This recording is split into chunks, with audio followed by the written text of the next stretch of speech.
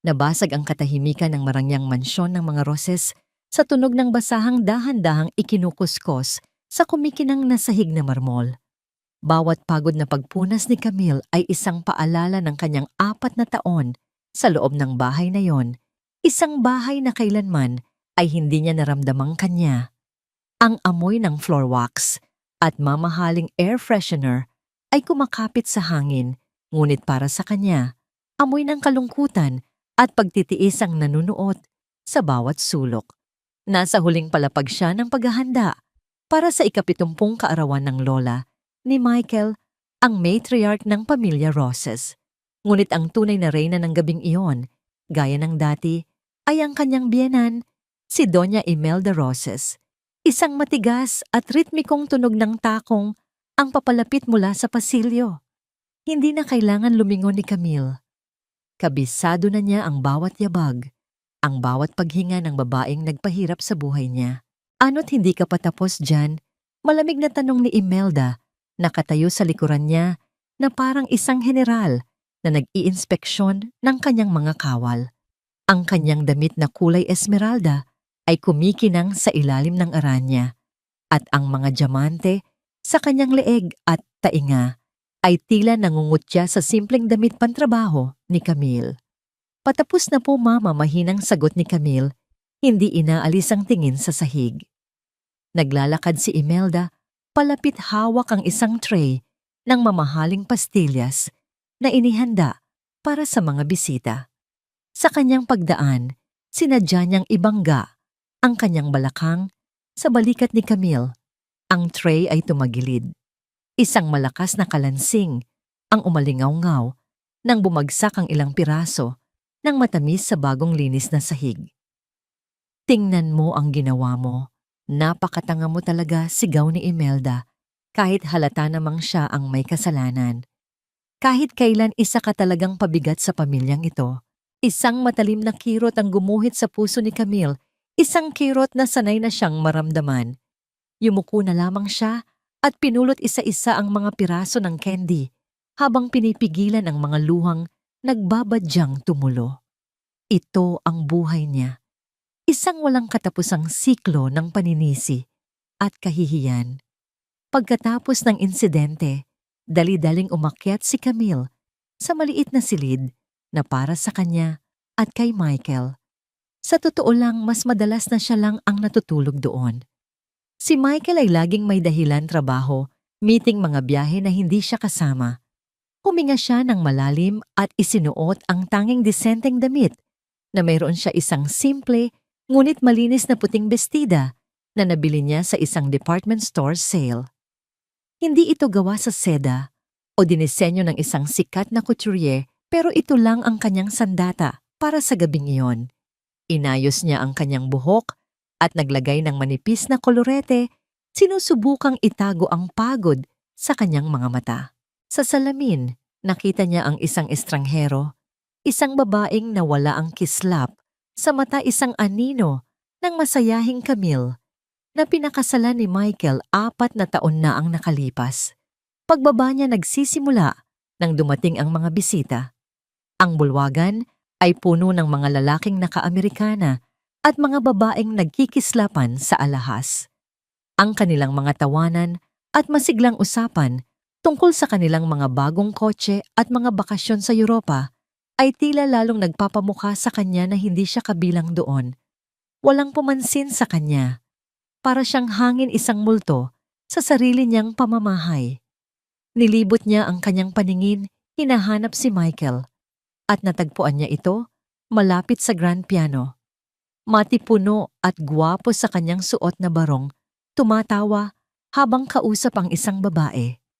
Ang babae ay si Christine, ang anak ng isa sa pinakamalaking kasosyo sa negosyo ng mga Roques. Maganda, matangkad at balot sa kumpiyansa. Ang paraan ng pagtingin niya kay Michael, ang paraan ng pagdikit ng kanyang kamay sa braso nito, ay nagsasabi ng isang kwentong ayaw harapin ni Camille. Upang makaiwas sa tanawin, nagtungo si Camille sa isang mas madilim na bahagi ng hardin kung saan hindi gaanong marami ang tao. Nakatayo siya sa likod ng isang malaking halaman nang marinig niya ang boses ni Michael at Christine na papalapit. Hindi na ako makapaghintay na matapos na ang lahat ng ito. Michael, sabi ni Christine, ang boses ay may halong pagkainip. Kailan mo ba sasabihin sa kanya? Naramdaman ni Camille na nanigas ang kanyang buong katawan. Konting tiis na lang. Okay? Kapag naayos na natin itong gusot sa negosyo, kakausapin ko na siya, sagot ni Michael. Ang boses nito ay walang bahid ng pagmamahal o kahit awa man lang para sa asawang pinag-uusapan nila. Isang pagkakamali lang naman ang lahat. Isang pagkakamali na kailangan ko nang itama. Gumuho ang mundo ni Camille. Ang huling sinulid ng pag-asa na kanyang pinanghahawakan ay biglang naputol. Ang mga salitang yon ay mas masakit pa sa sampal, mas malupit pa sa kahit anong sigaw. Hindi niya namalayan ang sariling naglalakad, pabalik sa loob, ang isip ay blangko, ang mga paa ay tila may sariling buhay. Nahinto lamang siya ng isang kamay ang marahas na humawak sa kanyang braso. Si Imelda. Ang mga mata nito ay nag-aapoy sa galit. At saan ka nagpunta? Sa halip na asikasuhin ang mga bisita, naglalakwatsa ka. Bago pa man makasagot si Camille, hinila siya ni Imelda papalapit sa isang grupo ng mga matatandang kaibigan nito. Hayaan niyo na itong manugang ko, malakas na sabi ni Imelda, sapat para marinig ng lahat sa paligid. Ang kanyang nangiti ay puno ng kamandag. Alam niyo na mahirap talagang alisin ang ugaling kalye. Kahit anong gawin mong pagdamit at pagpapakain, lumalabas pa rin ang tunay na kulay. Isang ambisyosang manggagamit na akala mo kung sino. Ang bawat salita ay isang dagok. Ang mga tawa at bulungan ng mga bisita ay parang mga bubuyog na umuugong sa kanyang tainga. Nakayukulang si Camille, nagnanais na sana ay lamunin na lang siya ng lupa. At doon sa gitna ng kahihiyan, sinadya ni Imelda na dumaan sa kanyang harapan habang may dalang kopita ng red wine. Sa isang mabilis, ngunit kalkuladong galaw, bigla itong natumba ng bahagya, sapat lamang para tumalsik ang lahat ng laman ng kopita. Ang matingkad na pulang alak ay dumaloy sa puting bestida ni Camille, gumagawa ng isang malaking mantsa na parang dugo sa kanyang dibdib. Isang kolektibong paghinga ng pagkagulat ang narinig mula sa mga nakasaksi. Tumingin si Imelda sa kanya, hindi na sinusubukang itago ang tagumpay sa kanyang mga mata. Lumapit ito at bumulong, ang mga salita ay parang lason na tumarak sa kaluluwa ni Camille. Basura ka talaga kahit kailan. Ang mantsa ng pulang alak sa puting bestida ni Camille ay tila isang hayag na simbolo ng kanyang kahihiyan, nakapinta sa harap ng daan-daang mapanuring mga mata. Ang bulungan ng mga bisita ay unti-unting lumakas, naging isang alingawngaw ng panghuhusga. Ngunit sa lahat ng tunog na yon, ang katahimikan ni Michael ang pinakabumingi sa kanya. Hindi man lang ito gumalaw para tulungan siya. Hindi man lang ito nagsalita para ipagtanggol siya. Sa halip, lumapit ito na may malamig na ekspresyon sa mukha. Hinawakan siya ng mahigpit sa braso at kinaladkad palayo sa mata ng mga tao patungo sa isang bakanteng silid-aklatan. Binitawan siya nito ng marahas pagkasara ng pinto. Mula sa bulsa ng kanyang mamahaling Amerikana, inilabas ni Michael ang isang nakatuping dokumento at isang pluma. Inihagis niya ito sa mesang naroon. Pirmahan mo na to, utos niya. Ang boses ay walang emosyon, na parang isang transaksyon lang ang lahat.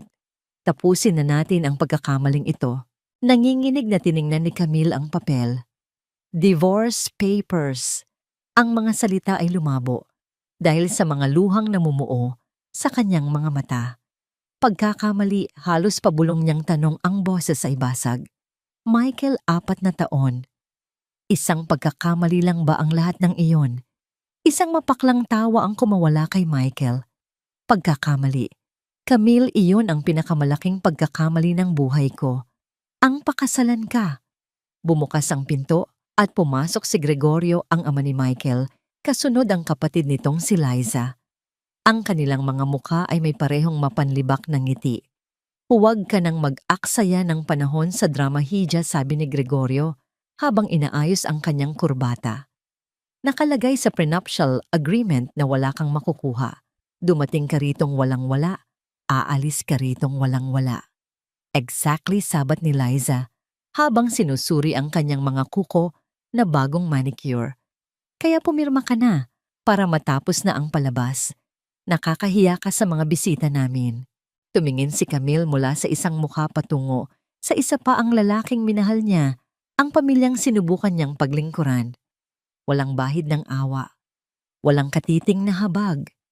Sa sandaling iyon, isang bagay sa loob niya ang pumutok. Ang takot at kalungkutan ay napalitan ng isang huling desperadong pagtutol. Dahan-dahan niyang itinulak pabalik ang mga papel. Hindi mariin niyang sabi, ang boses ay nanginginig ngunit buo. Hindi ako pipirma. Ang pagtanggi niyang iyon ay parang pagsindi ng mitya sa isang bomba. Ang mukha ni Imelda, nakararating lang sa may pintuan, ay nagbago. Mula sa mapanuyang ngiti, ito'y naging isang maskara ng purong galit. Ang kanyang mga mata ay nanlilisik at ang mga ugat sa kanyang leeg ay lumitaw. Anong sinabi mo? Dumagundong ang boses niya sa loob ng silid. Mabilis siyang lumapit, kinuha ang isang kopita ng alak mula sa isang dumaraang waiter at walang babalang inihagis ang laman nito sa mukha ni Camille. Ang malamig na likido ay humapdi sa kanyang mga mata at pisngi kasabay ng amoy ng alak na sumakal sa kanyang paghinga. Wala kang karapatang tumanggi, sigaw ni Imelda. Ang boses ay umaatungal na sa galit. Bago pa man makabawi si Camille mula sa pagkagulat, itinaas ni Imelda ang kanyang mga kamay.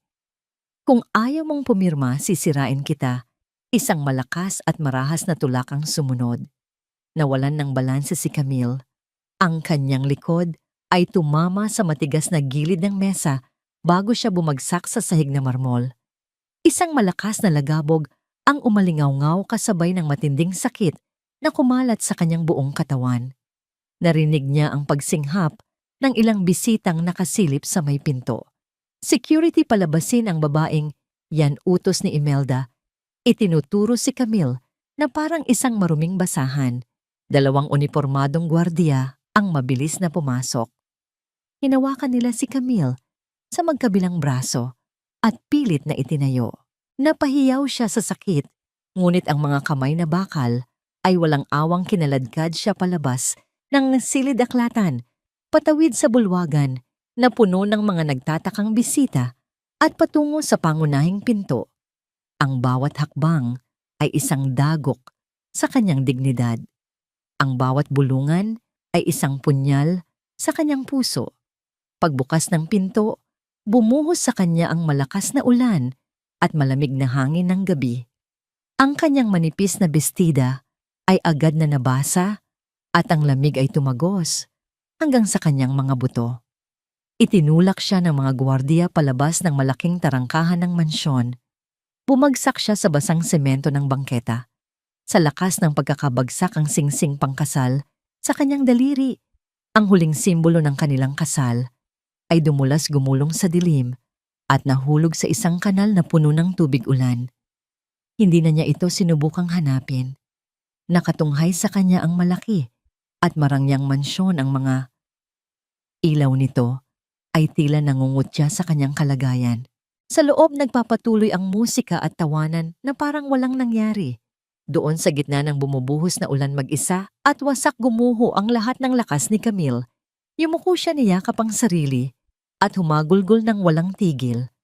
Ang kanyang mga luha ay humalo sa ulan at ang kanyang mga hikbi ay nilunod ng malakas na kulog. Wala siyang pera, wala siyang matutuluyan, wala siyang kahit sino. Ang gabi ng selebrasyon para sa kanila ay naging gabi ng kanyang tuluyang pagkasira. Ang tanging kanlungan ni Camille mula sa walang tigil na buhos ng ulan ay isang maliit na kapihan na bukas buong araw at gabi. Ang ilaw sa loob na mula sa fluorescent lamp ay nagbibigay ng maputlang liwanag sa kanyang basang damit at nanginginig na katawan. Bawat paghigop niya sa kapeng in-order, ang pinakamura sa menu, ay halos hindi niya maramdaman. Manhid ang kanyang dila, manhid ang kanyang puso. Mayroon na lamang siyang ilang pirasong barya sa kanyang bulsa at wala siyang ideya kung saan siya tutungo pagkaubos ng kape. Sa gitna ng kanyang paghihinagpis, isang itim at makintab na sasakyan ang huminto sa tapat ng kapihan. Ang itsura nito ay hindi nababagay sa simpleng lugar na yon.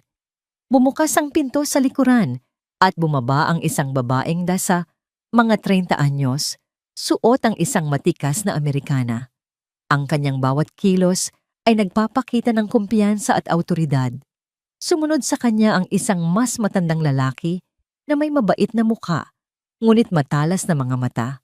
Pumasok sila sa loob at ang kanilang presensya ay tila pumuno sa buong kapihan. Dire-diretso silang naglakad patungo sa mesa ni Camille at umupo sa tapat niya na para bang matagal na silang may usapan. "Ikaw ba si Camille Roses?" tanong ng babae. Ang boses niya ay kalmado ngunit may bigat. Nag-angat ng tingin si Camille, ang kanyang mga mata ay puno ng pagtataka at pagod. "Sino kayo?" "Ako si Attorney Joanna Reyes," pakilala ng babae. Itinuro niya ang kasama. At siya si Mang Celso, isang private investigator. May 20 taon na naming hinahanap ang isang batang nawawala. Naniniwala kaming ikaw ang batang iyon. Isang mapaklang na ngiti ang sumilay sa labi ni Camille. "Pasensya na po, pero mukhang nagkakamali kayo ng tao. Kung scam po ito, wala po kayong makukuha sa akin. Wala akong pera." Hindi natinag si Attorney Joanna. Inilapag niya sa mesa ang isang malaking folder. Binuksan niya ito at inilatag ang mga laman. Isang kopya ng birth certificate, mga legal na dokumento, resulta ng DNA test, at isang litrato. Napatitig si Camille sa litrato. Isang babaeng kamukhang kamukha niya, may parehong mga mata, parehong hugis ng mukha. Kalong nito ang isang sanggol. Ang babaeng iyan ay si Catherine De Villa. "Ang iyong ina," mahinahong paliwanag ni Joanna. "Namatay siya ilang oras matapos kang isilang." Hindi makapagsalita si Camille. Ang pagtibok ng kanyang puso ay tila umakyat sa kanyang lalamunan. "Ang iyong ama ay si Don Ricardo De Villa, dugtong ni Mang Celso, ang nagmamay-ari ng Heredero Holdings, isa sa pinakamalaking korporasyon sa bansa. Ninakaw ka sa ospital ng isang nurse noong gabing iyon. Pinalaki ka niya sa kahirapan at hindi kailanman sinabi sa iyo ang katotohanan. Bago siya namatay, nag-iwan siya ng isang sulat ng pag-amin." Hindi ito totoo," pabulong na sabi ni Camille habang umiiling. "Masyadong imposible. Isang kwento mula sa pelikula." "Naiintindihan ko ang pag-aalinlangan mo," sabi ni Joanna. Kinuha niya ang kanyang telepono. "Pero may isang taong gustong-gusto kang makausap." Idinayal niya ang isang numero. Pagkatapos ng ilang saglit, inilapit niya ang telepono kay Camille. Narinig ni Camille ang isang boses sa kabilang linya. Mahina, hirap sa paghinga dahil sa karamdaman, ngunit mayroon itong bigat at awtoridad na hindi maikakaila. "Camille, anak. Ikaw na ba yan, Camille De Villa?" Ang pagbigkas ng pangalang yon, isang pangalang ngayon lang niya naririnig, ay nagpadala ng kakaibang kuryente sa kanyang buong katawan. Isang boses na hindi niya kilala, ngunit sa kaibuturan ng kanyang puso, naramdaman niya ang isang koneksyon. Dinala siya ng itim na sasakyan sa isang pribado at mamahaling ospital. Ang bawat pasilyo ay tahimik at malinis, malayo sa imahe ng mga pampublikong paggamutan. Pumasok sila sa isang VIP suite na mas mukha pang silid sa isang 5-star hotel.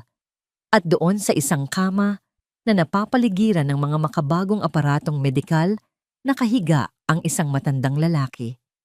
Payat na ang kanyang katawan at mayroon siyang oxygen tube sa kanyang ilong. Ngunit nang magtama ang kanilang mga mata, nakita ni Camille ang sarili niyang mga mata na nakatitig pabalik sa kanya. Mga luhang nagsimulang mamuo sa mga mata ni Don Ricardo. "Anak ko." Basag ang boses niyang sabi. Sa sandaling iyon, lahat ng pagdududa ni Camille ay naglaho. Lumapit siya sa kama at ang kanyang mga sariling luha ay bumuhos na parang ilog.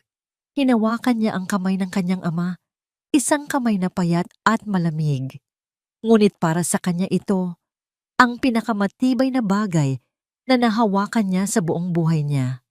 Ikinuwento ni Don Ricardo ang lahat ng pagmamahalan nila ng kanyang ina, ang kasabikan nilang magkaroon ng anak ang trahedya ng kanyang pagkamatay at ang bangungot ng paggising niya na wala na ang kanyang unika hija. Ikinuwento niya ang mga taon ng paghahanap, ang mga maling akala, ang hindi na walang pag-asa. Ipinakilala rin niya ang panganib na nag-aabang. Ang kanyang nakababatang kapatid, si Salvador, ang pansamantalang namamahala sa Heredero Holdings, isang taong sakim at walang puso na matagal nang nagnanakaw sa kumpanya sa pag-aakalang wala ng tagapagmana. Hinawakan ni Don Ricardo nang mahigpit ang kamay ni Camille, ang kanyang mga mata ay nag-aalab sa kabila ng panghihina ng katawan. Kunin mo ang dapat na sayo, mariin niyang habili ng bawat salita ay puno ng bigat at kahulugan. Ang apoy ng paghihiganti na halos mamatay dahil sa ulan ng kahihiyan ay muling nagliyab sa puso ni Camille, mas mainit at mas mapanira kaysa dati. Huwag kang magpakita ng awa sa kanila. Lumipas ang 2 buwan. Sa isang marangyang penthouse unit na tinatanaw ang buong Kamaynilaan, isang babae ang nakatayo sa harap ng isang malaking salamin. Ang dating mahaba at simpleng buhok ni Camille ay napalitan na ng isang matalas at modernong gupit, kinulayan ng mas madilim na tono na nagbigay diin sa talim ng kanyang mga mata. Ang kanyang damit ay hindi na bestidang nabili sa department store, kundi isang pares ng eleganteng pantalon at blusang seda na bumagay sa kanyang katawan na may bagong tuklas na kumpiyansa.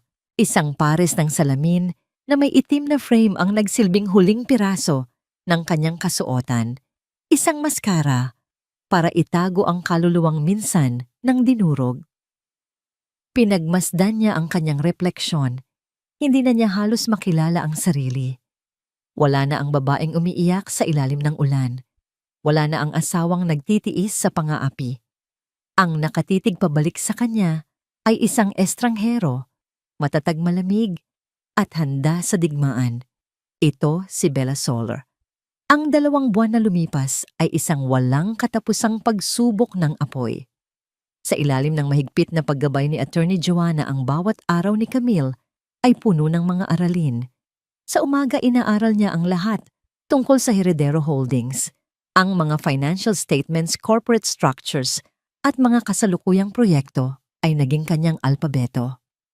Tinuruan siya ng mga pinakamagagaling na financial analyst kung paano basahin ang merkado, kung paano tumukoy ng kahinaan, at kung paano gamitin ang yaman bilang isang armas. Sa hapon, si Attorney Joanna mismo ang kanyang guro. Pinag-aralan nila ang batas, mga kontrata, at mga estratehiya sa negosasyon. Sa mundong ito, Camille, madalas sabihin ni Joanna, ang kaalaman sa batas ay mas matalim pa sa kahit anong patalim. Dito walang puwang ang luha. Tanging lohika at katatagan ang mananaig.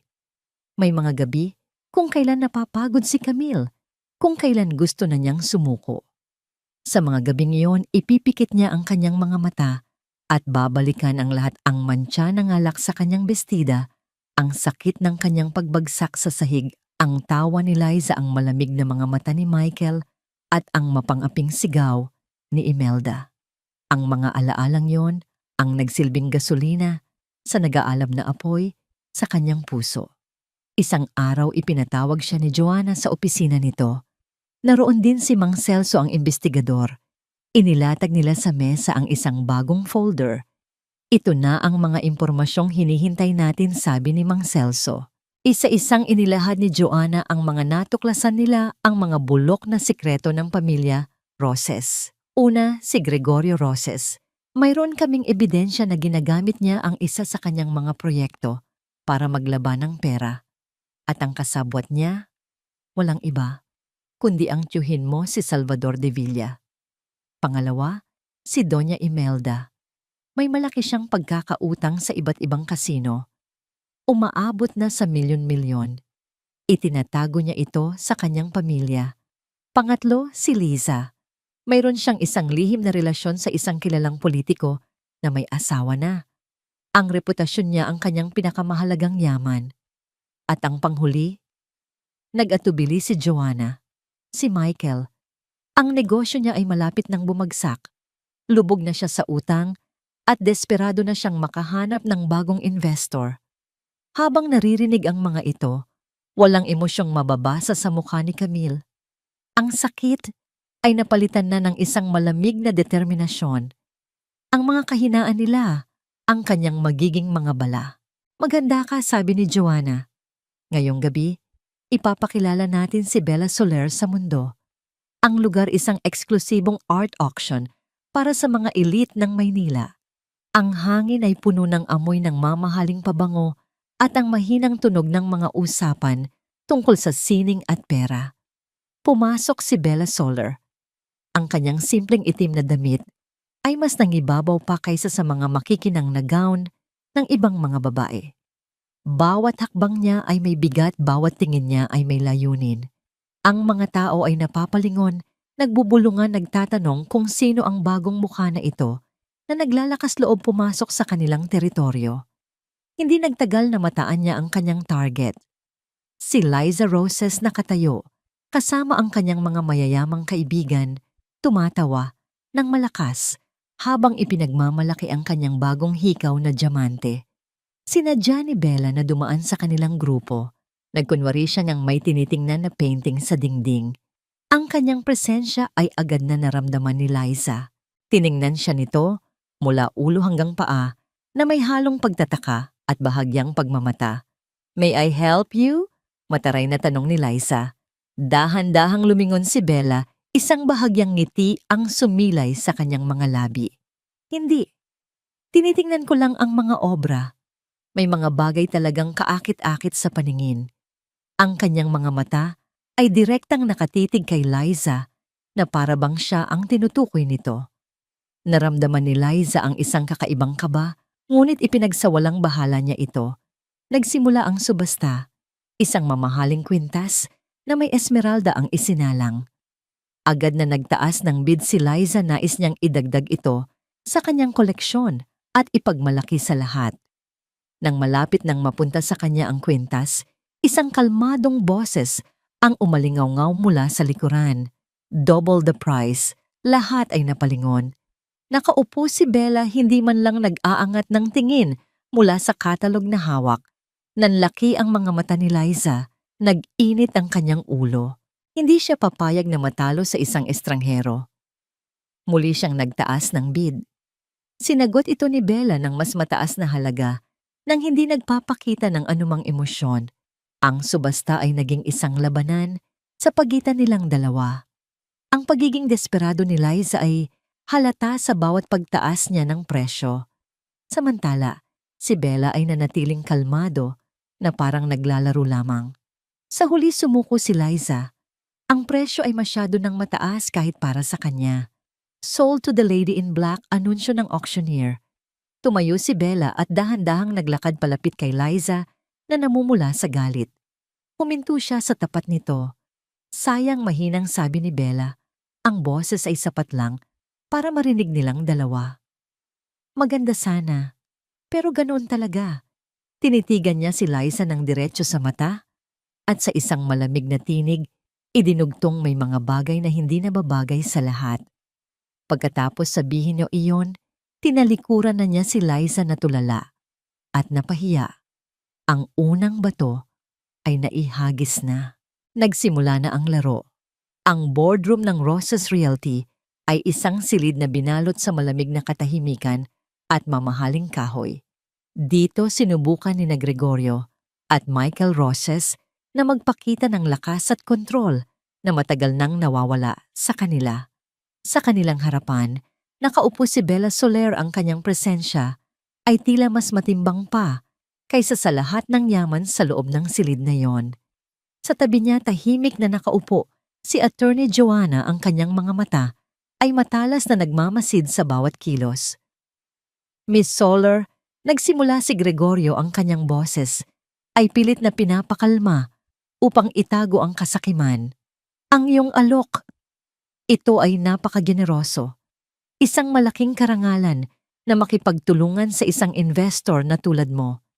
Isang bahagyang ngiti lamang ang isinagot ni Bella. Inilatag niya sa mesa ang isang proposal. Ang panukala ko ay simple, Ginoong Roses. Nais kong mag-invest sa inyong Costa Esmeralda project. Naniniwala ako na may malaki itong potensyal kung mahahawakan lang ng tama. Nagkatinginan sina Gregorio at Michael. Ang Costa Esmeralda yun mismo ang proyektong ginagamit nila ni Salvador para sa kanilang mga ilegal na transaksyon. Ito ba ay pagkakataon lamang o isang bitag? Ngunit ang halagang inaalok ni Bella ay masyadong malaki para tanggihan. Ito ang sagot sa lahat ng kanilang mga problema sa pera. Of course, mabilis na sagot ni Gregorio. Nasa tamang mga kamay ang proyektong yan. Tumingin si Bella kay Michael. At ikaw, Ginoong Michael Roses, narinig kong ikaw ang personal na namamahala rito. I trust you are competent enough for this partnership. Mayroong hamon sa kanyang tono. Naramdaman ni Michael ang isang pamilyar na kaba, isang pakiramdam, na para bang nakita na niya ang mga matang yun dati. Ngunit mabilis niyang iwinaksi ang isiping iyon. Imposible.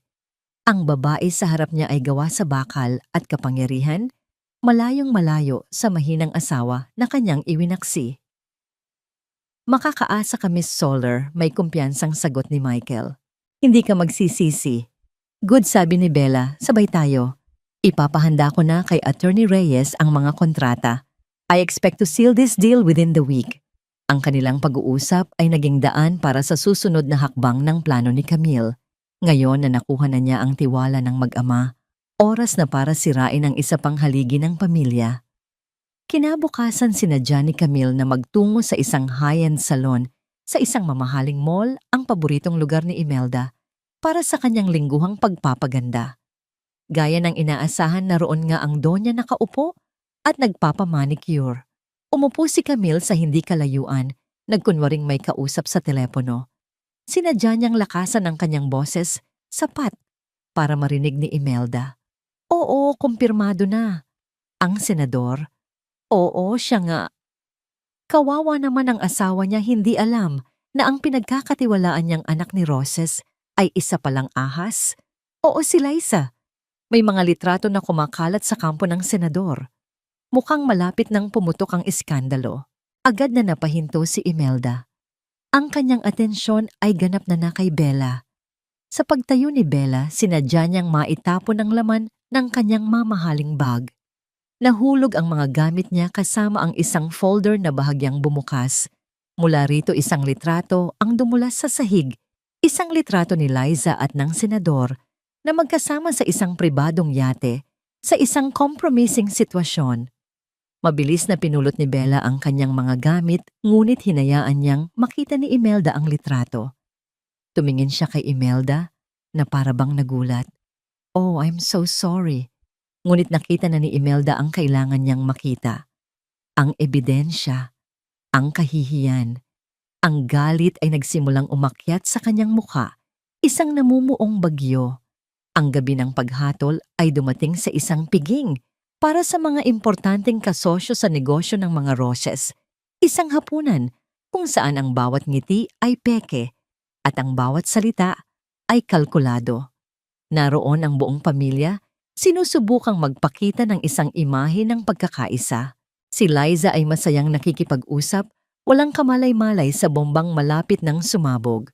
Si Imelda sa kabilang dako ay tahimik, masyadong tahimik. Ang kanyang mga mata ay hindi inaalis kay Liza, na para bang isang hukom na naghihintay ng tamang sandali para ibaba ang kanyang hatol. Para sa kanya, ang bawat tawa ng kanyang anak ay isang insulto, isang patunay ng kawalang hiyaan nito. Ang pagkakataon ay dumating nang magpaalam si Liza sa isang grupo ng mga kaibigan, tumatawa sa isang birong siya lang ang nakakaintindi. Para kay Imelda yon na ang huling patak. Ang imahe ng kanilang pamilya na kanyang pinaghirapang itayo ay dinudungisan ng sarili niyang anak. Biglang tumayo si Imelda. Ang pag-urong ng kanyang silya sa sahig ay lumikha ng isang nakakabinging tunog na pumutol sa lahat ng usapan. Lahat ng mata ay napunta sa kanya. Naglakad siya ng dahan-dahan, ngunit may bigat patungo kay Liza. Ang kanyang mukha ay isang maskara ng malamig na galit. Mama, nagtatakang tanong ni Liza. May problema po ba? Hindi sumagot si Imelda. Nang makarating siya sa harap ng kanyang anak, sa harap ng lahat ng kanilang mga bisita, at kasosyo, itinaas niya ang kanyang kamay. Walang hiya, kasigaw niya, ang boses ay puno ng panggigigil. Sinisira mo ang pangalan ng pamilya natin.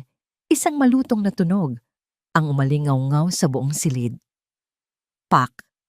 Ang sampal ay napakalakas. Agad na namula ang pisngi ni Liza. Ang kanyang mga mata ay nanlaki sa gulat at sakit, hindi dahil sa pisikal na hapdi, kundi dahil sa matinding kahihiyan. Natahimik ang lahat. Ang mga bisita ay napanganga.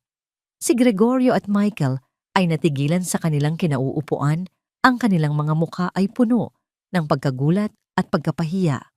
Tumulo ang mga luha ni Liza. Hindi na niya kinaya ang tingin ng mga tao. Tumakbo siya palabas ng restaurant, dala ang kanyang dinurog na dignidad. Ang perpektong hapunan ay naging isang bangungot. Ang pundasyon ng pamilya Roses ay nagsimula ng magkaroon ng lamat. Sa kanyang penthouse, nakatanaw sa mga ilaw ng syudad, dahan-dahang itinaas ni Camille ang kanyang kopita ng alak. Kakatanggap lang niya ng text mula sa kanyang tauhan. Nagsimula na ang gulo. Isang maliit at malamig na ngiti ang sumilay sa kanyang mga labi. Ang unang bitag ay naging matagumpay. Ang paghihiganti ay matamis at ito ay nagsisimula pa lamang. Ang iskandalo sa hapunan ay parang apoy na mabilis kumalat. Kinaumagahan, ang sampal ni Imelda kay Liza ay naging usap-usapan sa mga sirkulo ng alta sosyedad. Ang pamilyang Roses, na dati simbolo ng karangalan at kapangyarihan, ay biglang naging sentro ng tsismis at pangungutya. Ang kanilang reputasyon na kasing rupok na pala ng salamin ay nagsimulang magkabitak-bitak. Para kay Camille, ito ang perpektong pagkakataon.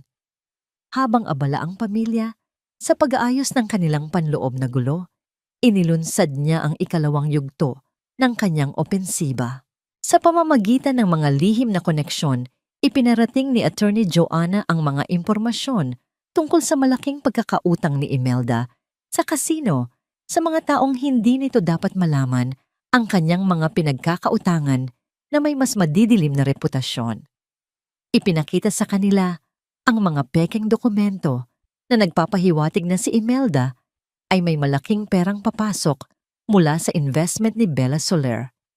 Hindi nagtagal, ang mga anino ay nagsimulang magpakita sa mansyon ng mga Roses.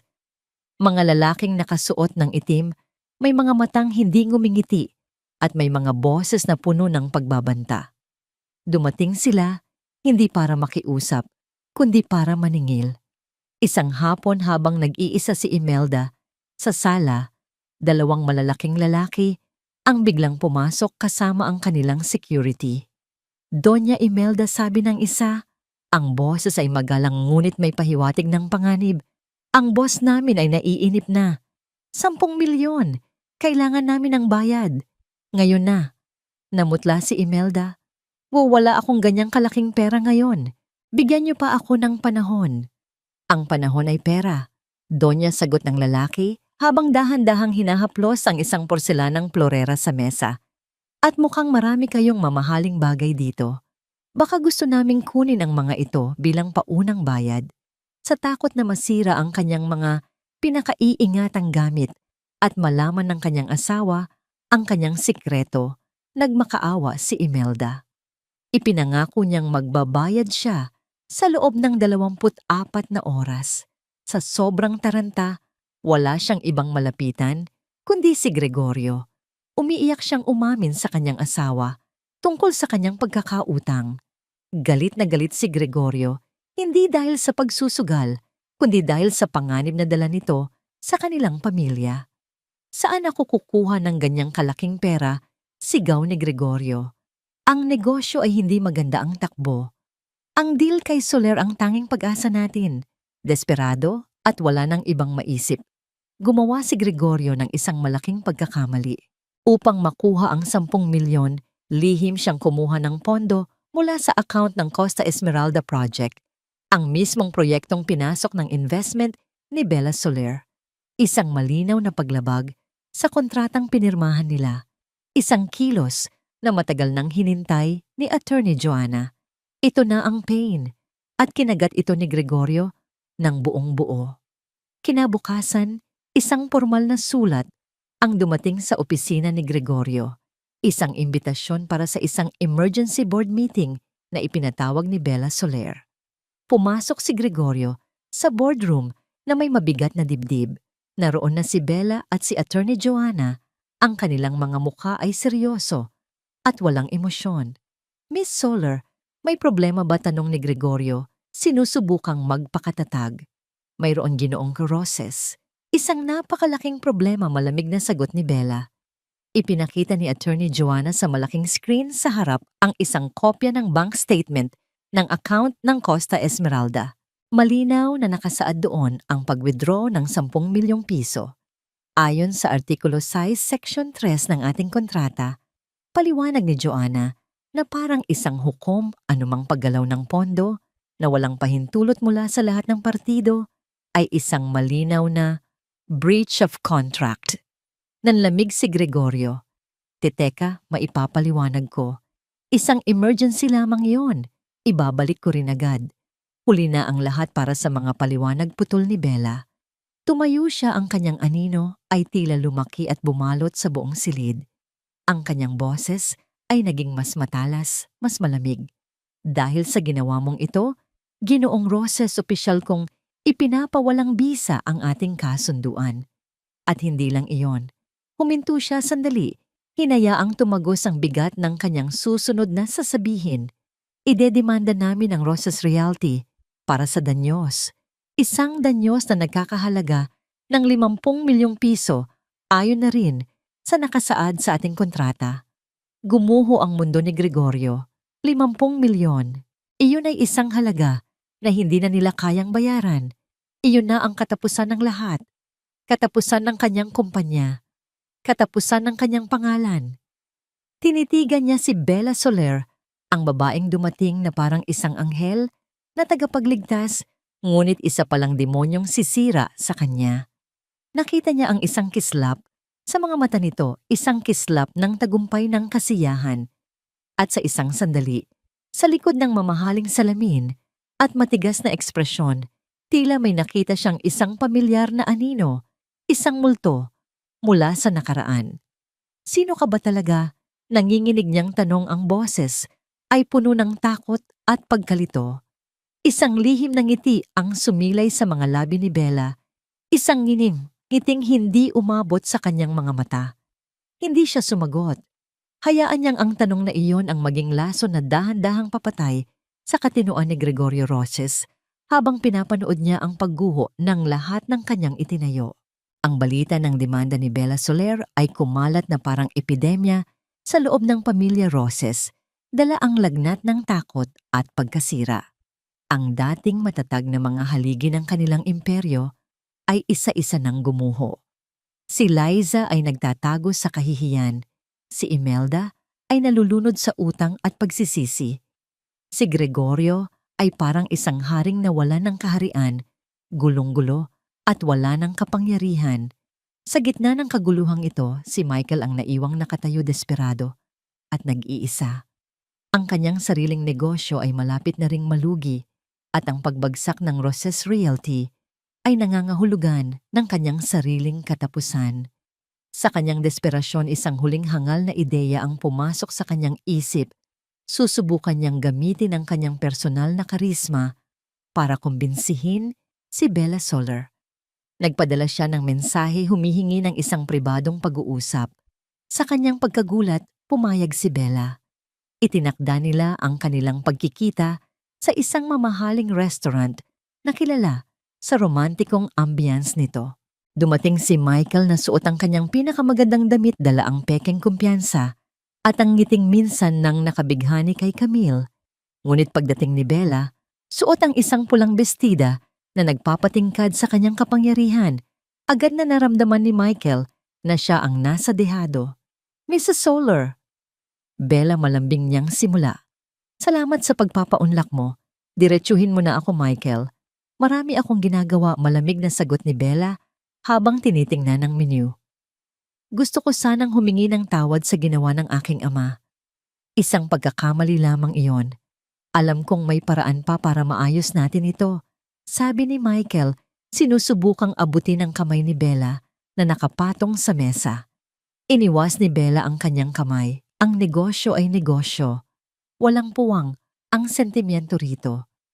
Pero hindi lang ito tungkol sa negosyo, hindi ba pagpapatuloy ni Michael ang boses ay mas bumaba, mas malandi. Mula pa noong una kitang makita, may kakaiba akong naramdaman. Isang koneksyon. Baka kung mas makikilala natin ang isa't isa, magbago ang isip mo. Tumawa si Bella, isang tawang walang kagalakan. Talaga interesante. Ngunit sa halip na tanggihan, nakipagsabayan siya sa laro. Sige, kumbinsihin mo ako. Hindi alam ni Michael ang bawat salitang lumalabas sa kanyang bibig. Ang bawat kilos niya ay naire-record ng isang maliit na device na nakakabit sa hikaw ni Bella. At habang nangyayari ang lahat ng ito, isang plano ang isinasagawa sa kabilang bahagi ng lungsod. Si Attorney Joanna, gamit ang isang hindi rehistradong numero, ay nagpadala ng isang mensahe kay Christine, ang asawa ni Michael. Kung gusto mong makita kung saan dinadala ng asawa mo ang pera na dapat ay para sa inyo, pumunta ka sa Le Ciel Restaurant. Ngayon na. Kasama ng mensahe ay isang litrato, isang malabong kuha ni Michael at Bella na magkatabi sa kanilang mesa na pinalabas na mas malapit sila kaysa sa katotohanan. Si Christine na pinakasalan si Michael dahil sa pangako ng yaman ay matagal nang nagdududa sa pagiging tapat nito, lalo na ngayong pabagsak na ang kanilang pamilya. Ang mensahe ay sapat na para sindihan ang apoy ng kanyang galit at selos. Sa restaurant, patuloy si Michael sa kanyang palabas. Nag-order siya ng pinakamahal na alak, nagkwento tungkol sa kanyang mga pangarap. Ipinapakita ang isang bersyon ng kanyang sarili na akala niya ay kahanga-hanga. Si Bella naman ay nagpapanggap na unti-unti nang nadadala, ngumingiti, at nagtatanong ng mga personal na bagay. Paano na ang asawa mo? Tanong ni Bella. Si Christine, isa lang yung kasunduan. Walang pagmamahal doon. Ikaw ang tipo ng babae na hinahanap ko, sagot ni Michael. Sakto, sa pagbitaw niya ng mga salitang yon, isang malakas na sigaw ang pumunit sa tahimik na ambience ng restaurant. Michael, say Christine. Nakatayo siya sa entrada. Ang kanyang mukha ay namumula. Sa galit ang kanyang mga mata ay nag-aapoy. So ito pala ang importanteng meeting mo, sigaw niya habang mabilis na naglalakad patungo sa kanilang mesa. Niloloko mo ako. Ginagastos mo ang pera natin sa babaeng ito. Gulat na napatingin si Michael. Christine, teka, hindi ito ang iniisip mo. Ngunit huli na. Ang eksena ay nakuha na ang atensyon ng lahat ng tao sa restaurant. Ang ilan ay nagsimula nang kumuha ng kanilang mga telepono para mag-video. Huwag mo akong lokohin, isinampal ni Christine ang kanyang bag sa mesa na nagpatumba sa mga kopita ng alak. Tapos na tayo. Kukunin ko ang lahat ng dapat para sa akin. Ang kanilang pag-aaway ay naging isang malaking eskandalo. Nagbatuhan sila ng mga akusasyon tungkol sa pera sa mga kasinungalingan sa mga lihim. Si Michael, ang dating respetadong negosyante, ay naging isang kaawa-awang lalaki na pinapahiya ng kanyang asawa sa harap ng publiko. Sa gitna ng kaguluhan, tahimik na tumayo si Bella. Walang nakapansin sa kanya habang siya ay naglalakad palayo. Huminto siya sandali sa may pinto, tiningnan ang nasirang imahe ni Michael na sinusubukang pakalmahin ang kanyang nagwawalang asawa. Kinuha niya ang kanyang telepono at nag-text kay Joanna. Gawin mo na. Sa isang iglap, isang utos ang ipinadala sa mga bangko. Ang lahat ng natitirang assets at bank accounts ng pamilya Roses at ng kanilang kumpanya ay opisyal na na-freeze bilang bahagi ng demanda. Ang huling sayaw ay tapos na. Ang tugtog ay huminto. Ang natira na lang ay ang katahimikan bago ang huling pagbagsak. Ang Grand Ballroom ng Heredero Holdings Tower ay napuno ng tensyon. Mga miyembro ng board, mga maimpluwensyang investor at mga piling mamamahayag ay nagtipon para sa isang biglaang shareholders meeting. Ang anunsyo si Bella Soler, ang misteryosong European investor na gumulat sa mundo ng negosyo sa Maynila, ay mag-aanunsyo ng isang merger na magpapabago sa lahat. Sa unahang hilera, nakaupo si Salvador de Villa, ang tiyuhin ni Camille. Ang kanyang mukha ay puno ng kumpiyansa at pagwawagi. Para sa kanya ito na ang huling hakbang. Ang pagpasok ng kapital ni Bella Soler ay ang kailangan niya para tuluyang maagaw ang kontrol ng kumpanya mula sa anino ng kanyang naghihingalong kapatid.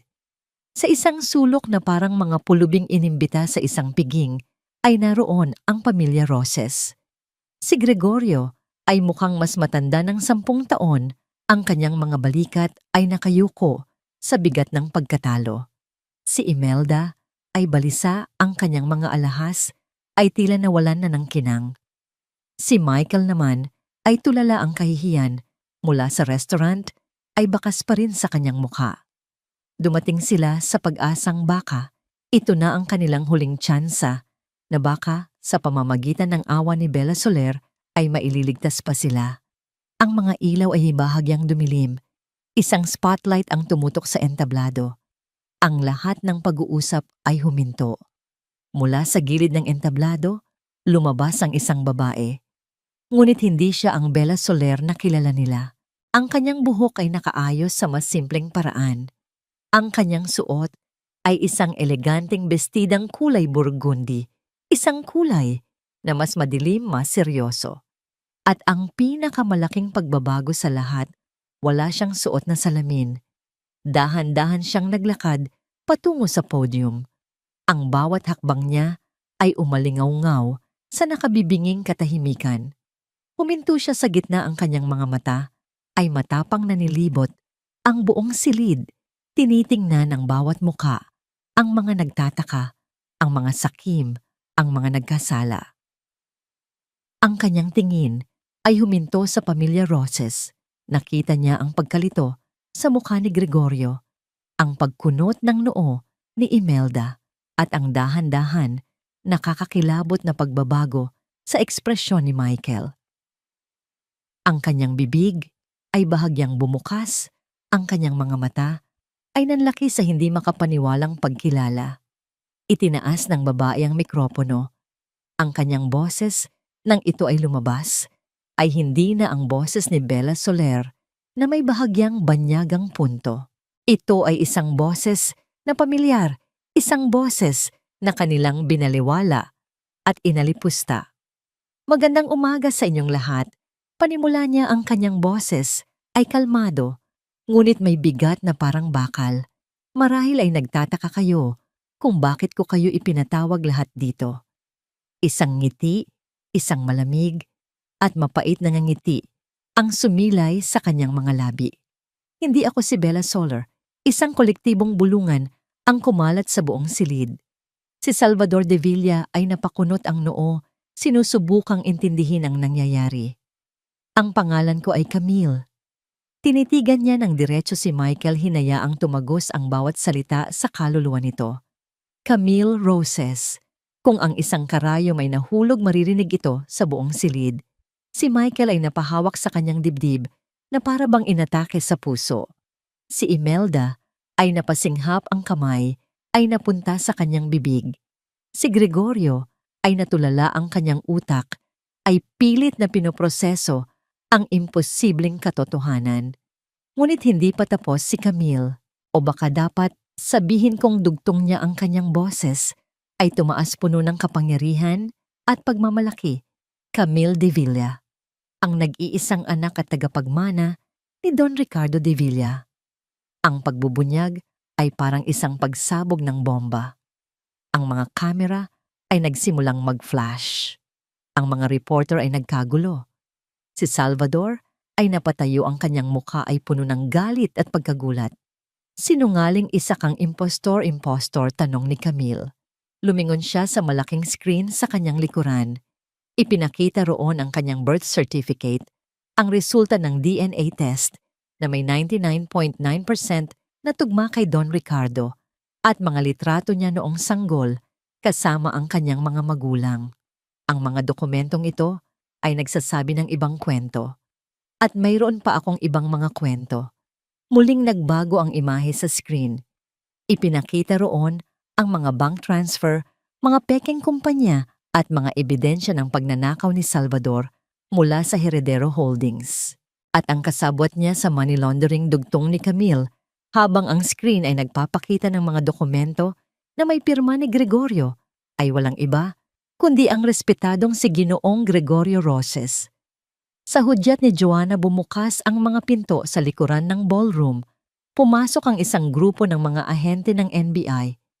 Habang sinusunggaban si Salvador at Gregorio, lumingon si Camille sa natitirang miyembro ng pamilya Roses.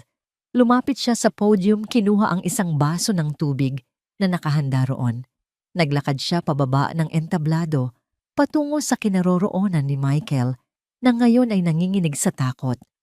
Huminto siya sa harap nito, tinitingnan ito ng mababa, tulad ng pagtingin nito sa kanya noon.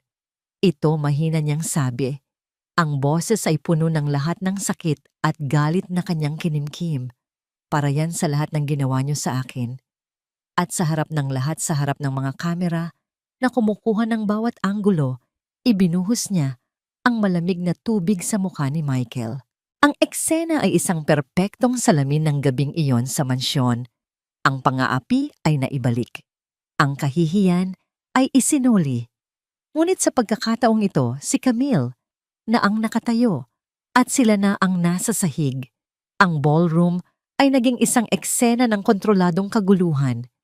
Habang kinakaladkad ng mga ahente ng NBI palabas, si Salvador at Gregorio, ang kanilang mga sigaw ng pagtanggi at galit ay nilamon ng sunod-sunod na flash ng mga kamera.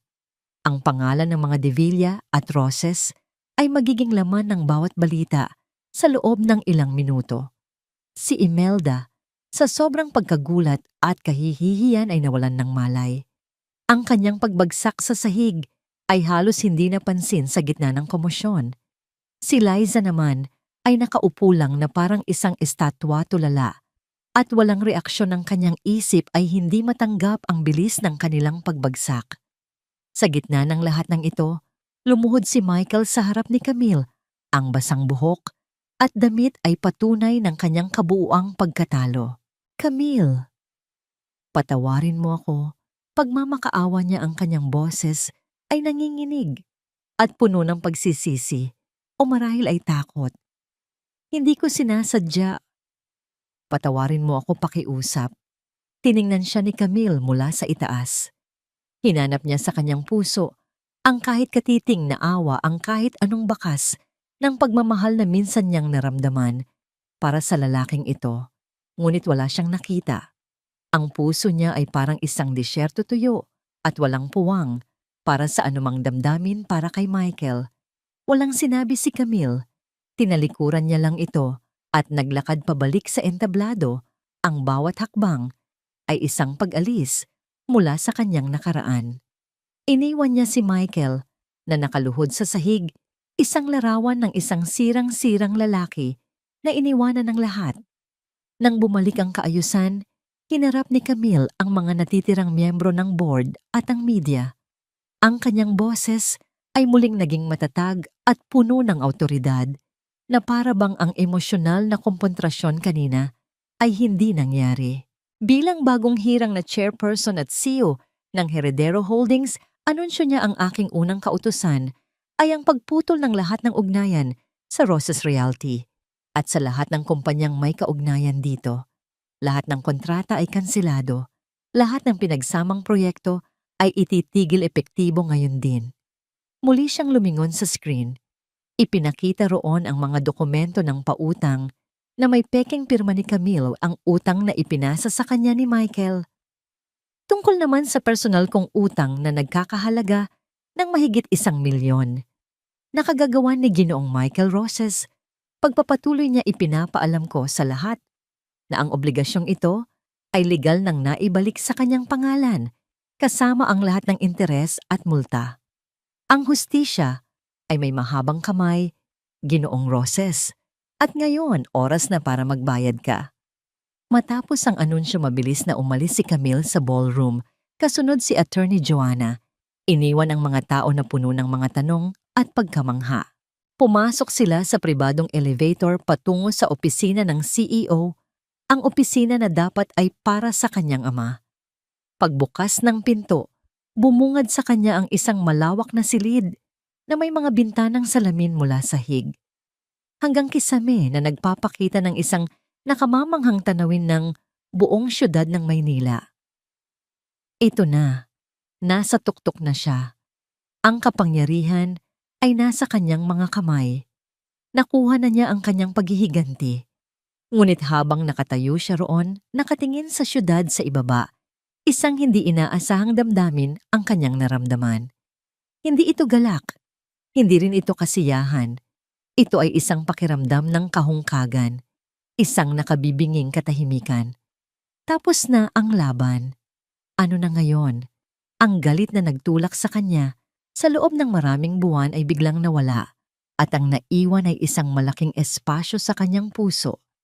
Lumapit si Attorney Joanna sa kanyang tabi na para bang nababasa ang kanyang iniisip. Tapos na, Camille, mahinang sabi nito, inilagay ang isang kamay sa kanyang balikat. Nagawa mo na. Tumango si Camille ngunit hindi siya nagsalita. May iniwan ang iyong ama, sabi ni Joanna. Mula sa kanyang briefcase, kinuha niya ang isang selyadong sobre. Sinabi niyang, ibigay ko ito sa iyo kapag tapos na ang lahat. Nanginginig na kinuha ni Camille ang sulat. Ito ay sulat kamay ng kanyang ama. Sa labas nakasulat ang kanyang pangalan, para sa aking minamahal na anak, Camille.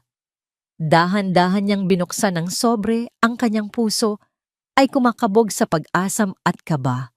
Ito ang huling mensahe, ang huling habilin mula sa taong nagbigay sa kanya ng pangalawang buhay.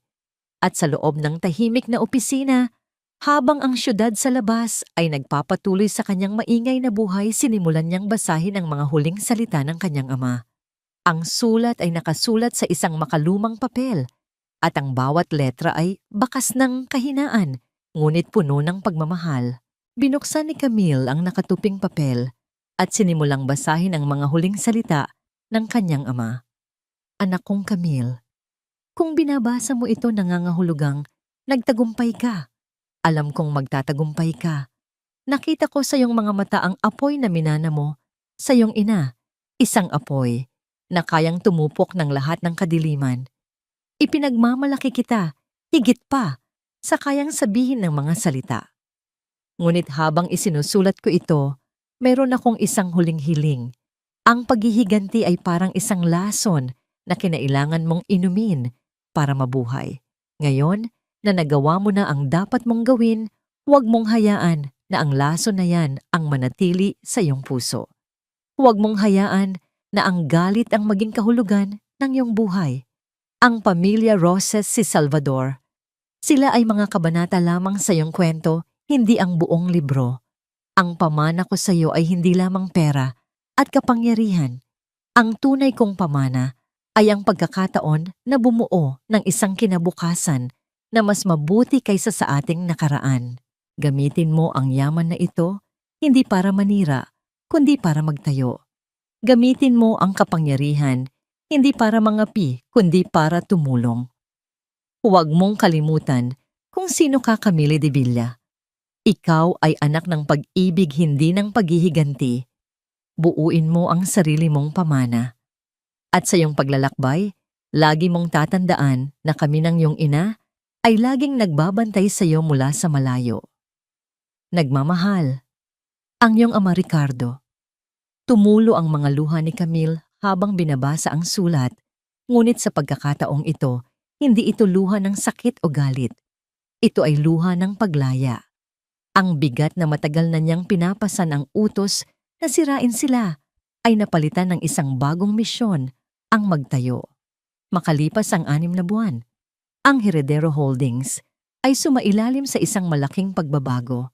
Sa ilalim ng pamumuno ni Camille, ang kumpanya ay hindi na lamang tungkol sa tubo at mga gusali. Inilunsad niya ang De Villa Foundation, isang organisasyong nagbibigay ng scholarship sa mga ulila at mga batang kapuspalad na nagbibigay sa kanila ng pagkakataong hindi niya kailanman naranasan. Sinimulan din niya ang isang malawakang proyekto ng abot-kayang pabahay. Ginagamit ang yaman ng kumpanya para magbigay ng disenteng tirahan sa mga nangangailangan. Naging kilala siya, hindi bilang isang malupit na tagapagmana, kundi bilang isang leader na may puso. Isang gabi habang nanonood ng balita sa kanyang opisina, isang pamilyar na kwento ang lumabas. Ipinakita sa report ang kasalukuyang kalagayan ng pamilya Roses.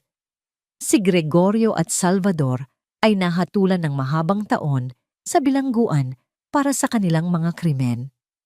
Si Imelda, matapos maibenta ang lahat ng kanilang ari-arian para mabayaran ang mga utang, ay nakatira na ngayon sa isang maliit at nirerentahang apartment malayo sa karangyaan na kanyang kinasanayan.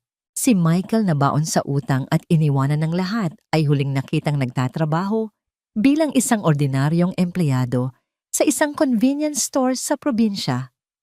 Si Liza naman ay tuluyan ng naglaho lumayo sa kahihiyan. Pinatay ni Camille ang telebisyon. Wala siyang naramdamang saya, wala ring awa. Tanging isang pakiramdam ng pagtatapos. Sila ay bahagi na lamang ng kanyang nakaraan. Isang malamig na hapon ng Disyembre, nagtungo si Camille sa sementeryo. Ang hangin ay maginaw at ang langit ay kulay abo, isang paalala ng gabing iyon sa mansyon ng mga Roses. Ngunit ngayon, wala nang takot. Nilapitan niya ang 2 puntod na magkatabi. Sa isang lapida ay nakaukit ang pangalan ng kanyang ina, si Catherine de Villa. Sa isa naman ang kanyang ama, si Ricardo de Villa. Inilapag niya ang isang pumpon ng puting bulaklak sa pagitan ng dalawa. Nay, Tay, mahina niyang sabi, natupad ko na po ang habilin niyo. Hindi na po ako bilanggo ng nakaraan. Tumayo siya roon nang matagal hinahayaang dampian ng malamig na hangin ang kanyang mukha. Sa unang pagkakataon sa mahabang panahon, naramdaman niya ang kapayapaan. Sa kanyang pag-alis sa sementeryo, hindi na siya lumingon pa. Ang kanyang mga mata ay nakatuon sa daan, sa hinaharap. Ang paghihiganti ay tapos na. Ngunit ang kanyang kwento, ang kwento ni Camille de Villa, ay ngayon pa lamang nagsisimula. Ang kanyang pamana ay hindi isusulat ng galit kundi ng pag-asa. At sa bawat bagong gusaling itatayo sa bawat batang matutulungan, muli niyang pinapatunayan na ang pinakamalaking tagumpay ay hindi ang pagsira sa mga kaaway, kundi ang pagbuo ng isang mas magandang mundo mula sa mga abo ng nakaraan. 6 na buwan matapos ang pagbagsak ng mga Roses, ang pangalang Camille de Villa ay naging simbolo ng pag-asa. Ang De Villa Foundation ay laman ng mga positibong balita. Ang pinakamalaki nitong proyekto, ang Paraiso Heights, isang komunidad ng abot-kayang pabahay, ay puspusan ng itinatayo sa isang malawak na lupain sa labas ng syudad. Para sa publiko, si Camille ay isang anghel, isang tagapagmanang ginagamit ang yaman para sa kabutihan.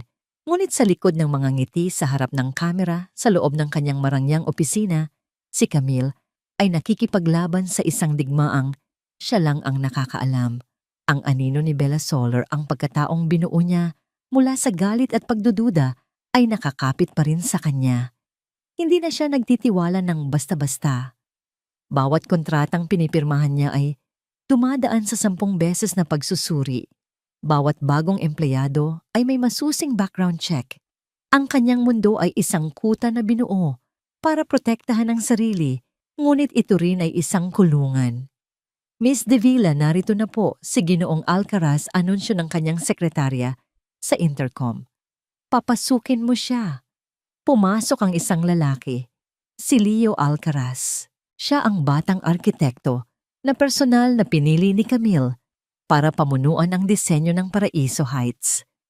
Mayroon siyang talino, ngunit ang mas nagustuhan ni Camille ay ang apoy sa kanyang mga mata, isang apoy ng idealismo at pangarap na magtayo ng isang komunidad, hindi lang mga bahay. Ma'am Camille, bati ni Leo, may dalang isang rolyo ng mga plano. Mayroon akong ilang bagong ideya para sa community center. Gusto kong maglagay ng mas malaking espasyo para sa mga bata at isang urban garden sa bubong. Habang masiglang nagpapaliwanag si Leo, kalahati lang ng isip ni Camille ang nakikinig. Ang kalahati ay nag-aanalisa. Masyado siyang perpekto, masyadong masigasig. Ano ang tunay niyang motibo? Kahit na malinis ang record ni Leo ayon sa investigasyon ni Mang Celso, hindi pa rin maalis sa isip ni Camille ang pagdududa. Maganda ang mga ideya mo, Leo, sabi niya.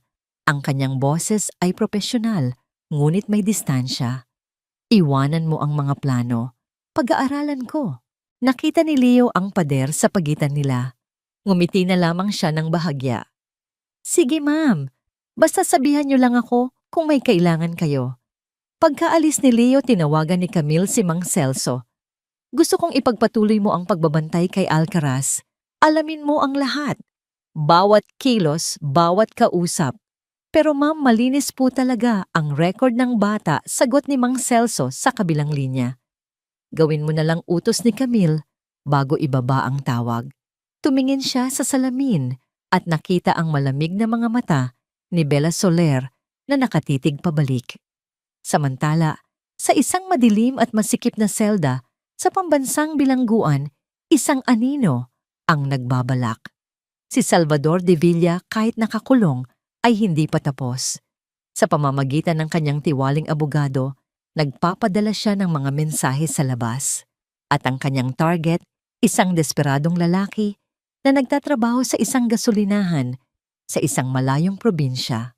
Isang gabi, habang nagpupunas ng sahig si Michael Roses, isang itim na kotse ang huminto. Isang lalaking naka-Amerikana ang bumaba. Michael Roses. Nag-angat ng tingin si Michael, ang kanyang muka ay puno ng pagod at kahihiyan. Ako nga. May mensahe para sa iyo, sabi ng lalaki, iniabot ang isang sobre. Mula sa isang taong gustong mag-alok sa iyo ng pangalawang pagkakataon. Sa loob ng sobre ay isang sulat na walang pirma at isang susi. Sinabi sa sulat na may isang apartment sa Maynila na naghihintay sa kanya, puno ng pera. Ang kapalit, isang simpleng trabaho. Ang kanyang misyon, mag-apply bilang isang construction worker sa Paraiso Heights. Kilala mo ang sistema nila, nakasulat sa sulat. Kilala mo ang mga tao. May isang maliit na kahinaan sa kanilang proyekto. Isang kahinaan na sisira sa lahat ng bagay na mahalaga para kay Camille de Villa. Ito na ang pagkakataon mong bawiin ang lahat. Ang alok ay parang isang lason na may halong pulot. Alam ni Michael na ito ay mapanganib. Ngunit ang puot niya kay Camille at ang pagnanais na makabalik sa dati niyang buhay ay mas malakas. Kinabukasan, iniwan niya ang kanyang trabaho, sumakay sa bus pabalik sa Maynila at tinungo ang landas na inilatag ng demonyo mula sa bilangguan. Sa isang hindi inaasahang sulok ng syudad, isa pang Roses ang nagsisimula ng bagong buhay. Si Liza, matapos iwanan ng lahat, ay nagtatrabaho ngayon bilang isang tagapagsilbi sa isang maliit na karinderya malapit sa construction site ng Paraiso Heights. Dito walang nakakakilala sa kanya. Dito siya ay si Liz lang. Ang kanyang mamahaling damit ay napalitan ng simpleng uniforme. Ang kanyang kayabangan ay napalitan ng pagpapakumbaba. Isang araw, habang nagpupunas siya ng mesa, isang pamilyar na boses ang kanyang narinig mula sa isang grupo ng mga construction worker na kumakain. Nakuha ko na ang trabaho. Magsisimula na ako bukas. Napalingon si Liza. At ang kanyang dugo ay tila ng lamig. Nakita niya ang kanyang kuya, si Michael. Payat, may balbas at suot ang damit trabaho, ngunit sigurado siyang ito ang kapatid niya. Anong ginagawa niya rito? Tanong niya sa sarili. May isang bagay sa itsura ni Michael, isang determinasyon na may halong kadiliman na nagbigay sa kanya ng matinding kaba. Ang mga piraso ay nagsisimula nang gumalaw sa chessboard. Si Camille na binabantayan ang isang inosenteng kaalyado ay walang kamalay-malay sa tunay na ahas na gumagapang na palapapasok sa kanyang paraiso. Si Michael Roses sa ilalim ng pekeng pangalang Manny Cruz ay madaling nakapasok bilang isang ordinaryong trabahador sa Paraiso Heights. Ang kanyang dating malambot na mga kamay ay mabilis na nagkaroon ng kalyo. Ang kanyang balat ay umitim sa ilalim ng araw. Ngunit sa likod ng kanyang pagbabanat ng buto, ang kanyang mga mata ay laging mapagmatyag hinahanap ang kahinaang ibinulong sa kanya ni Salvador. Hindi nagtagal na tagpuan niya ito. Ang supply chain, ang proseso ng pagtanggap ng mga materyales. Dahil sa laki ng proyekto, may mga pagkakataon na hindi lahat ng delivery ay nasusuring maigi, lalo na kung galing sa mga subcontractor. Ito ang lamat sa pader. Gamit ang perang bigay ni Salvador, sinimulan ni Michael na makipagkaibigan sa mga gwardiya at sa mga delivery dispatcher. Isang bote ng alak dito, isang balot ng sigarilyo doon at kaunting dagdag na pera. Unti-unti nakuha niya ang kanilang tiwala. Nalaman niya ang kanilang mga schedule, ang mga oras kung kailan mahina ang seguridad. Isang gabi sa ilalim ng kadiliman, isinagawa niya ang unang hakbang. Isang delivery truck na puno ng semento mula sa isang hindi kilalang supplier ang dumating, gamit ang pekeng delivery order at ang tulong ng isang nasuhulang dispatcher, ang mga sako ng mababang klaseng semento. Sementong may halong buhangin at mahinang kalidad ay naipasok sa bodega, ipinalit sa mga dekalidad na materyales na dapat sanang gagamitin para sa pundasyon ng isa sa mga itinatayong gusali. Samantala, sa opisina ni Camille, ang kanyang pagdududa kay Leo ay lalo pang lumalala. Ipinakita sa kanya ni Mang Celso ang mga litrato ni Leo na palihim na kinunan si Leo na nakikipag-usap sa isang lalaki sa isang coffee shop, si Leo na may tinatanggap na isang envelope. Sino ang mga kausap niya, tanong ni Camille. Ang boses ay malamig. Yung isa po ay representative ng isang kilalang supplier ng bakal, ma'am. At yung envelope po ay naglalaman lang ng mga sample ng materyales, paliwanag ni Mang Celso. Wala po kaming makitang kahina-hinala. Ngunit para kay Camille, ang lahat ay kahina-hinala. Ang mga normal na transaksyon sa negosyo ay naging mga lihim na pakikipagsabuatan sa kanyang isip. Kinabukasan, ipinatawag niya si Leo. Leo, gusto kong makita ang lahat ng report ng materyales para sa Building B. Bawat delivery, bawat supplier utos niya. Siyempre, ma'am, sagot ni Leo. Bahagyang nagtataka sa biglaang paghihigpit. Pero may problema po ba? Nasa schedule naman po tayo at lahat ng materyales ay dumadaan sa quality control. Gusto ko lang makasiguro, matigas na sabi ni Camille. Masyadong malaki ang proyektong ito para magkaroon ng kahit isang pagkakamali. Naramdaman ni Leo ang kawalan ng tiwala. Ang idealismo sa kanyang mga mata ay bahagyang napalitan ng pagkadismaya. Ang babaeng hinahangaan niya dahil sa kanyang paninindigan ay siya rin palang nagdududa sa kanyang katapatan. Sa karinderya, si Liza ay hindi mapakali. Araw-araw nakikita niya si Michael na pumapasok sa construction site. Nakikita niya itong nakikipag-usap sa mga kapwa-trabahador, ngunit may kakaiba sa kilos nito. Masyadong mapanuri ang kanyang mga tingin, masyadong kalkulado ang kanyang mga galaw. Hindi ito kilos ng isang taong simpleng naghahanap buhay. Ito ay kilos ng isang taong may ibang misyon. Isang hapon, hindi na niya natiis. Sinundan niya si Michael pagkatapos ng trabaho. Nakita niya itong pumasok sa isang madilim na eskinita para makipagkita sa isang lalaking naka-Amerikana, ang parehong lalaki na nakita niya sa probinsya. May inabot na makapal na sobre si Michael sa lalaki at may ibinulong ito na hindi niya narinig. Nang gabing iyon, hindi makatulog si Liza.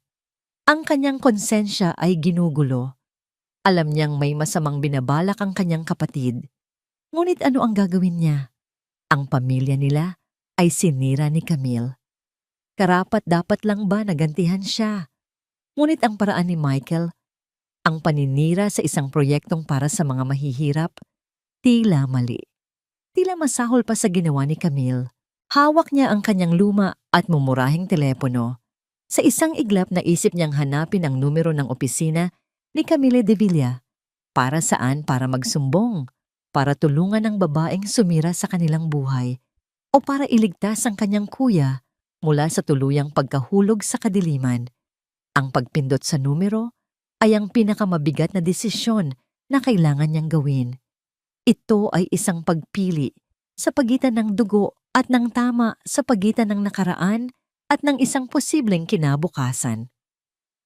Ang lamat sa pader ng Paraiso Heights ay may katumbas na lamat sa kanyang puso.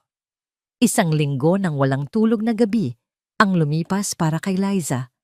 Ang imahe ng kanyang kapatid sa madilim na eskinita ay paulit-ulit na bumabalik sa kanyang isipan. Sa huli na naig ang konsensya, hindi niya kayang manahimik na lang habang may posibleng kapahamakang mangyari, hindi lang kay Camille, kundi sa daan-daang pamilyang umaasa sa Paraiso Heights. Ngunit hindi niya kayang tumawag. Masyadong malaki ang pride, masyadong sariwa ang sugat. Sa halip gumawa siya ng isang desperadong hakbang. Kumuha siya ng isang pirasong papel mula sa isang lumang notebook at nagsulat ng isang maikling mensahe gamit ang nanginginig na kamay. May ahas sa Paraiso Heights. Suriin ninyo ang mga semento sa Building B. Isang babala mula sa isang taong ayaw ng madamay. Walang pangalan, walang pirma. Tinupi niya ang papel, inilagay sa isang sobre at kinabukasan maaga siyang nagtungo sa lobby ng Heredero Holdings Tower. Sa takot na makilala, ibinigay niya ito sa isang messenger na papasok sa gusali. Pakidala naman ito sa opisina ni Miss De Villa, sabi niya. Sabay abot ng kaunting bayad. Urgent to. Pagkatapos mabilis siyang umalis, dala ang takot at kaunting gumaan na pakiramdam. Ginawa na niya ang kanyang bahagi. Bahala na kung ano ang mangyari.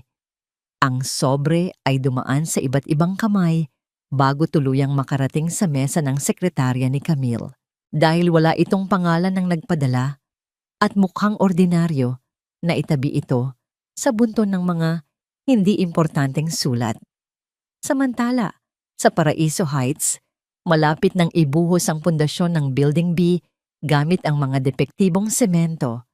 Si Michael na ngayon ay isa ng pinagkakatiwalaang team leader, ang mismong nangangasiwa sa paghahalo. Ang lahat ay umaayon sa plano ni Salvador. Sa kabilang banda, ang relasyon ni Camille at Leo ay lalo pang nanlamig. Sa isang site meeting, pinuna ni Camille ang bahagyang pagka-delay ng isang delivery, kahit na ito ay dahil sa masamang panahon. Kailangan nating maging mas mahigpit, Leo.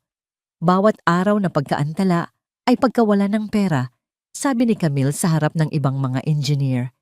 Hindi na napigilan ni Leo ang kanyang sarili. Ma'am Camille, ginagawa namin ang lahat ng aming makakaya. Kung wala po kayong tiwala sa kakayahan ko o ng aking team, siguro mas mabuting maghanap na lang kayo ng ibang mamamahala rito. Natigilan si Camille sa sinabi ni Leo. Walang sino man ang naglakas loob na kausapin siya ng ganoon mula noong siya ay naging CEO. Nakita niya sa mga mata ni Leo hindi ang galit, kundi ang pagkadismaya. Sa isang iglap nakita niya ang sarili bilang isang malupit na amo, ang Bella Soler na kinatatakutan ng lahat. Gabi na nang bumalik si Camille sa kanyang opisina, dala ang bigat ng komprontasyon nila ni Leo. Habang nag-aayos ng kanyang mga gamit, para umuwi napansin ng kanyang sekretarya ang nakatambak na mga sulat. Ma'am, pasensya na po, ito po pala yung mga sulat na dumating kanina. Baka po may importante, sabi nito.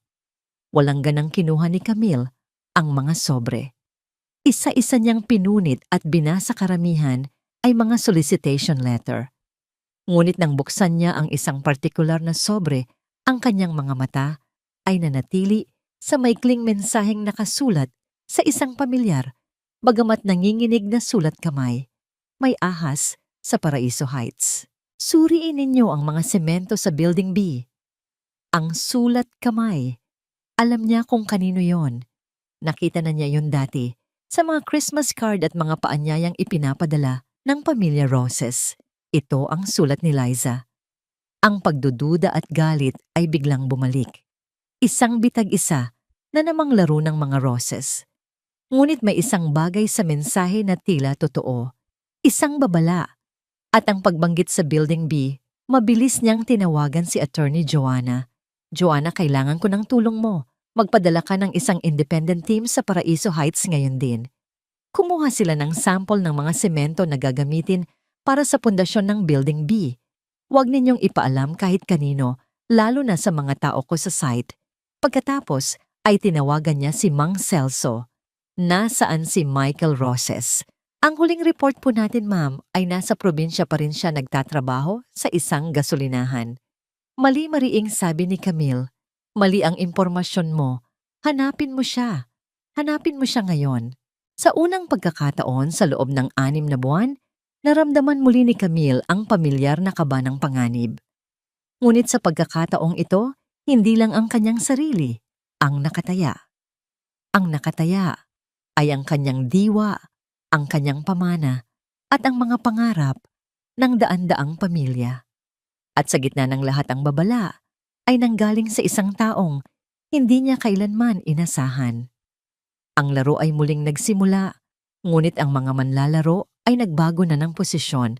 Madaling araw pa lamang isang hindi markadong van ang pumasok sa tahimik na construction site ng Paraiso Heights. Ang team na ipinadala ni Attorney Joanna Mona ay kumilos ng mabilis at tahimik. Kumuha sila ng mga sample mula sa mga sako ng semento na nakahanda para sa Building B at agad na umalis bago pa man dumating ang mga trabahador. Makalipas ang ilang oras sa isang pribadong laboratorio, ang resulta ay lumabas.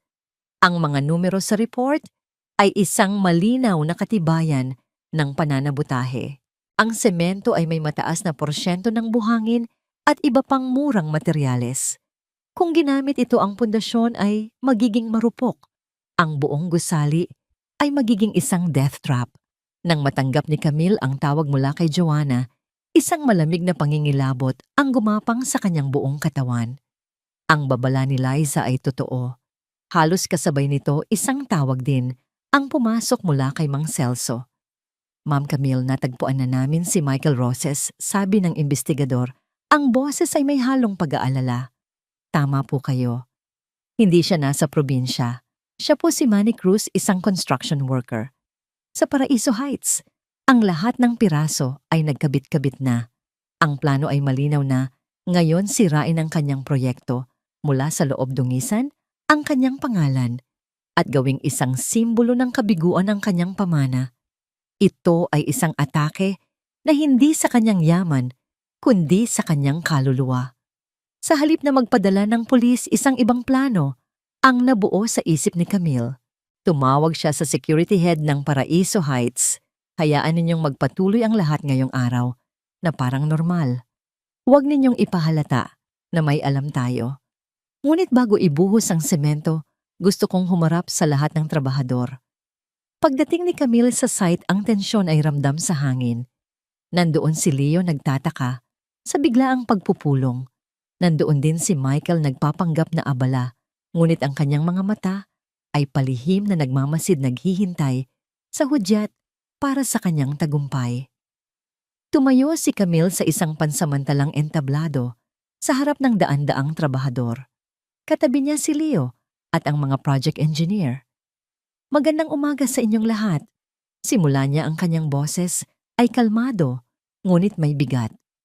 Alam ninyo kung gaano kahalaga sa akin ang proyektong ito. Ang bawat bahay na itinatayo natin dito ay isang pangarap para sa isang pamilya. Ang pundasyon ng bawat bahay ay dapat kasing tibay ng pangarap na yon. Naglakad siya palapit sa isang nakabukas na sako ng depektibong semento. Dumukot siya ng isang dakok. Ngunit may mga tao na gustong sirain ang mga pangarap na ito. Pagpapatuloy niya habang dahan-dahang pinapatak ang semento mula sa kanyang kamay.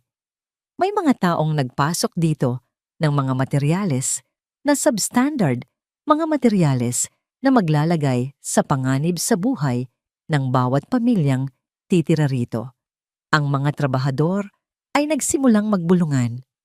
Si Leo ay napatingin kay Camille, ang kanyang mukha ay puno ng pagkagulat at pag-aalala. Ang taong may kagagawan nito ay narito mismo, kasama natin ngayon. Sabi ni Camille, ang kanyang mga mata ay nagsimulang libutin ang mga mukha sa karamihan hanggang sa huminto ito at direktang tumitig kay Michael. Nanigas si Michael. Ang kulay ay nawala sa kanyang mukha. Hindi na kailangan ng sigaw o akusasyon. Sa pagitan nilang dalawa, sa harap ng lahat, ang katotohanan ay isiniwalat.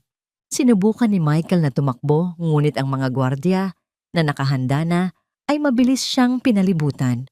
Habang dinadala si Michael palayo, hinarap ni Camille ang mga natitirang trabahador.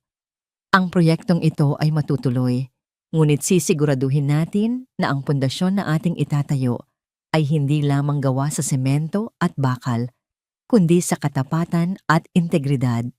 Lumingon siya kay Leo. Sa harap ng lahat sinabi niya, "Leo, humihingi ako ng tawad. Nagkamali ako sa pagdudahan ka. Ang iyong katapatan sa proyektong ito ay isa sa mga tunay na pundasyon nito. Ipinagkakatiwala ko sa iyo ang pagpapatuloy nito. Ang mga salitang yon ay mas mahalaga pa kaysa sa kahit anong bonus." Tumango si Leo, ang respeto at paghanga ay muling nabuhay sa kanyang mga mata. Nang hapong yun, nagtungo si Camille sa karinderya kung saan nagtatrabaho si Liza. Nakita niya itong nagpupunas ng mesa payapa. Sa kanyang simpleng buhay, hindi siya lumapit, hindi na kailangan. Mula sa malayo bahagya siyang tumango, isang tahimik na pasasalamat. Nakita siya ni Liza. Sa isang saglit ang kanilang mga mata ay nagtagpo. Walang salitang binitawan, ngunit merong isang pag-unawa, isang pagtatapos sa kanilang hidwaan. Pagbalik ni Camille sa kanyang opisina, tinanaw niya ang syudad. Natalo niya muli ang kanyang mga kaaway, ngunit sa pagkakataong ito, walang pakiramdam ng paghihiganti, walang kasiyahan sa kanilang pagbagsak. Ang naramdaman niya ay isang malalim na kapayapaan. Naintindihan na niya ngayon ang huling habilin ng kanyang ama. Ang tunay na pamana ay hindi ang pagpapatumba sa mga pader, kundi ang pagtatayo ng mga tulay. Ang tunay na lakas ay hindi ang kawalan ng takot, kundi ang pagpili na magtiwala muli. Ang anino ni Bella Soler ay tuluyan ng naglaho, napalitan ng liwanag ng isang babaeng hindi na bilanggo ng kanyang nakaraan. Siya ay si Camille de Villa, ang tagapagtayo. At sa wakas, pagkatapos ng mahabang panahon, siya ay tunay ng malaya.